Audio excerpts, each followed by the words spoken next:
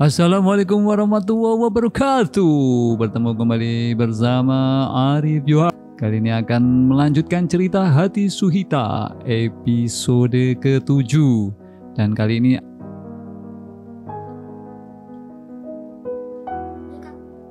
namaku Aruna Citrawati.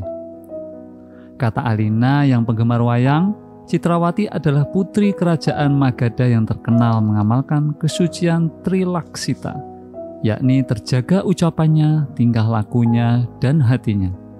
Alina juga bilang, Citrawati adalah titisan Dewi Widowati yang jatmika, cantik, molek, dan ramah. Tapi aku tidak akan membahas itu. Aku adalah perempuan biasa saja, dengan kehidupan rumah tangga yang biasa saja, dan bisnis yang biasa saja, samalah dengan orang kebanyakan.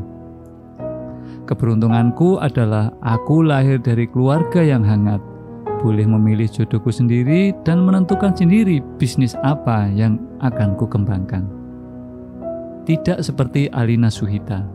Alina itu cantik, penuh pesona, tapi hidupnya penuh dengan beban. Hanya bersamaku dia tertawa terbahak sampai rongga mulutnya kelihatan.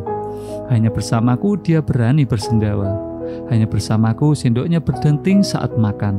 Selain denganku, dia kalem sekali.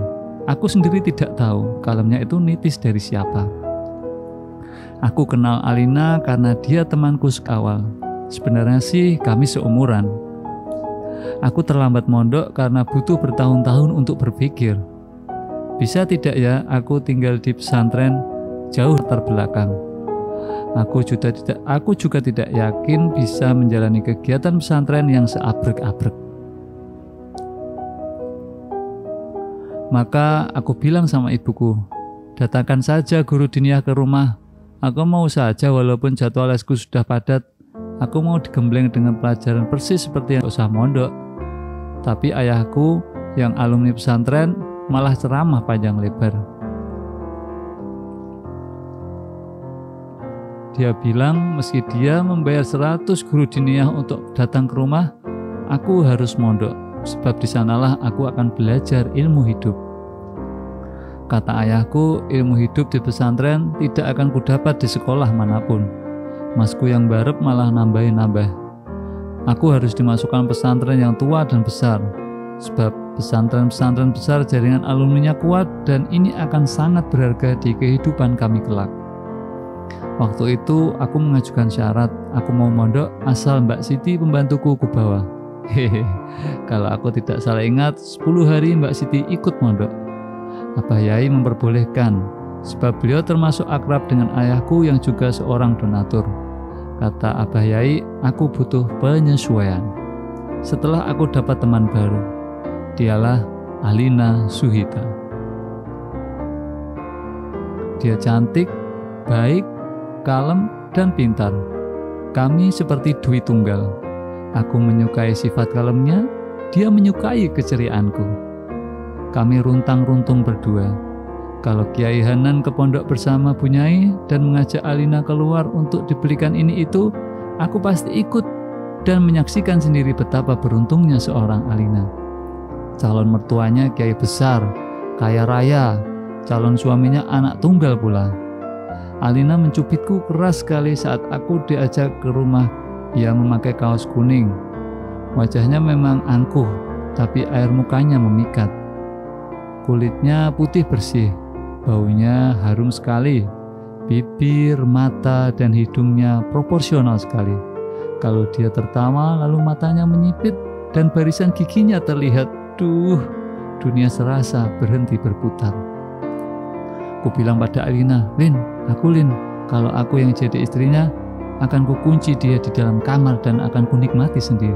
Tak kurung pokoknya. Mendengar itu, Alina mencubitku sampai aku menjerit.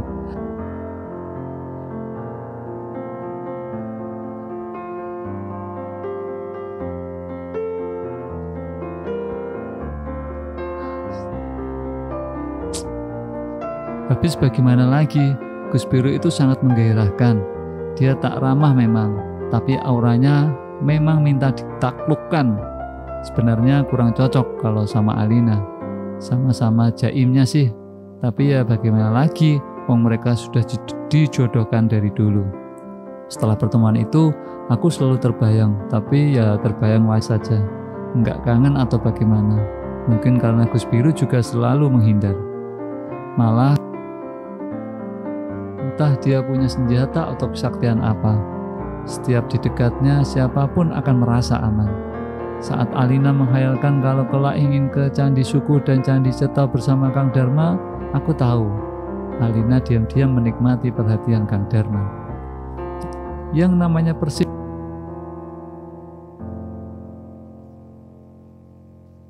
Hubunganku dengan Alina akrab sekali. Mendengar itu, Alina mencubitku sampai aku menjerit.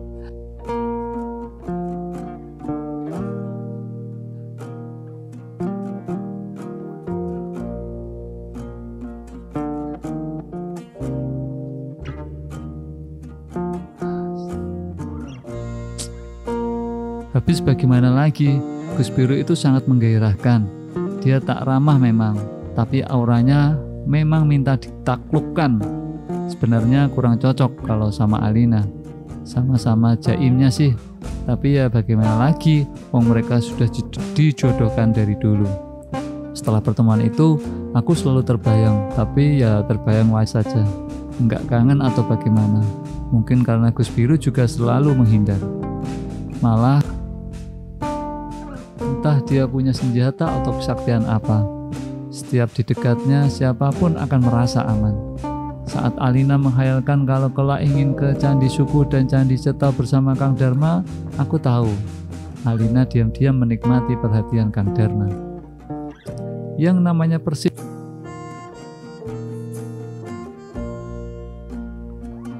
Hubunganku dengan Alina akrab sekali.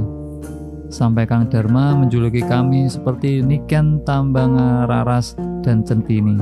Jelas aku centininya. Tapi Alina tidak pernah menganggapku subordinat. Dia justru menganggapku orang dekat. Dia berjer dingin, wong dia dijodohkan. Mana ada laki-laki dijodohkan langsung hangat. Semuanya hanya soal waktu. Jadi waktu kulihat pada pernikahan mereka berdua, suasana bisa begitu romantis. Aku langsung meledeknya kalau tak lama lagi dia pasti langsung hamil. Sebab dua-duanya sama-sama terlihat saling mencintai. Aku tidak tahu kalau itu hanya akting mereka berdua di depan fotografer dan ribuan tamu. Tahuku ya mereka sudah saling mencintai.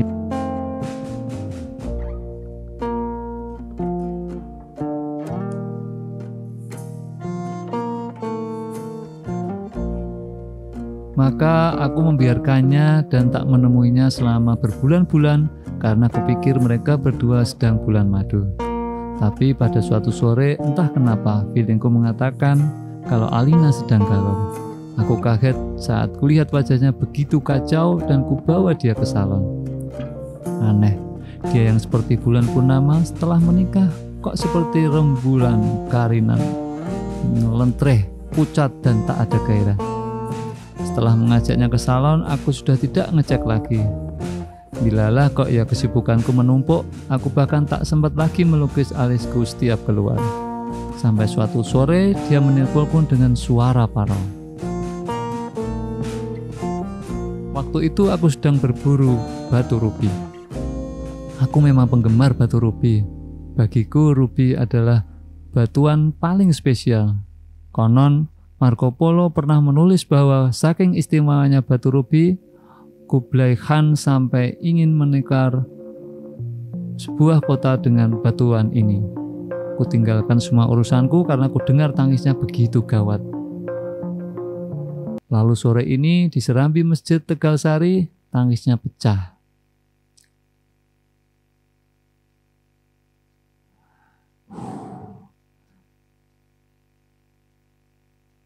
Pasti sudah lama ia merindukan waktu dan tempat yang pas untuk menceritakan seluruh nelangsanya. Asli, aku tidak tega sampai aku ikut menangis. Kemana saja aku sampai tak tahu sahabatku sendiri terseok-seok menghadapi keangkuhan suaminya. Kupikir Alina adalah perempuan yang sempurna. Ternyata dugaanku salah. Ia sangat menderita dibanding perempuan manapun. Coba, adakah yang lebih pedih dari diabaikan suami sendiri? tidak dianggap, tidak dilihat, tidak disentuh, dan sudah berbulan-bulan. Kalau aku di posisi Alina, sudah pasti akan kuadukan pada mertua atau pada ibuku sendiri. Minimal biar ada yang menasihati. Bisa-bisa malah aku pulang minggat ke rumah orang tuaku. Tapi aku bukan Alina. Dan Alina bukan aku. Walau jiwanya meranggas dan badannya habis pun, ia tidak akan lapor ke orang tuanya, apalagi mertuanya. Aku paham wataknya. Dia benar-benar seorang princess. Di tengah keluarganya, dia bersedia menjadi lilin, habis leleh sakit, asal cahaya tidak redup. Maka saat dia terbata-bata menangis menceritakan malam pertama yang pilu, aku terseduh seperti mengalaminya sendiri. Kenapa Gus Biru begitu tega menyakiti sahabatku ini? Aku sangat khawatir kalau Alina stres. Orang yang memendam duka dan dendamnya sangat rentan tertekan dan depresi.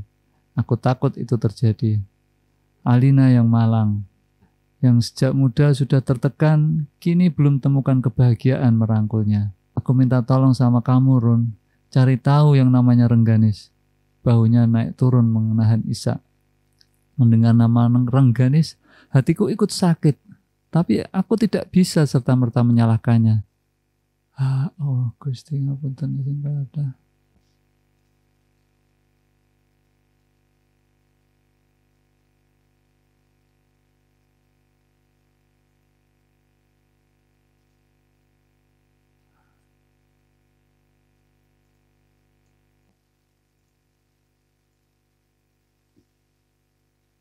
Kenapa dia terang-terangan melukainya? Sahabatku tidak punya salah apapun sama dia. Dan tidak semestinya dia memperlakukannya begitu. Aku juga penasaran sama Rengganis, tapi aku tidak tertarik untuk menemuinya. Pikiranku sederhana. Aku paham batas tipis hati Alina. Apa Alina kuat ketemu kekasih suaminya? Kalau Alina putus asa lalu menyerah, bagaimana kalau ia memilih pergi? Kau bisa kubayangkan kan? Betapa senyapnya sebuah kerajaan kalau permasyurinya pergi. Aku capek, Run. Aku nggak tahu sampai kapan aku bisa bertahan. Tangisnya semakin menjadi-jadi. Aku berpikir keras. Pernahkah kamu cuek sama Gus Biru? Dia menggeleng. Urus mertuamu. Isaknya berhenti. Alisnya terangkat. Maksudku tunjukkan sama dia kalau kamu itu nggak butuh. Dia menggeleng. Waduh, aku lupa dia keras kepala dan sangat menjaga prinsipnya. Ron, aku harus menemui Rengganis. Kalau Mas Biru tetap begitu, aku akan pergi dan memilih tinggal di pedesaan damai bersama Kang Dharma. Kalimat terakhirnya membuatku terhenyak. Mungkin dia masih emosi dan masih sentimental karena pertemuan dengan Kang Dharma tadi. Mungkin dia butuh waktu untuk tenang.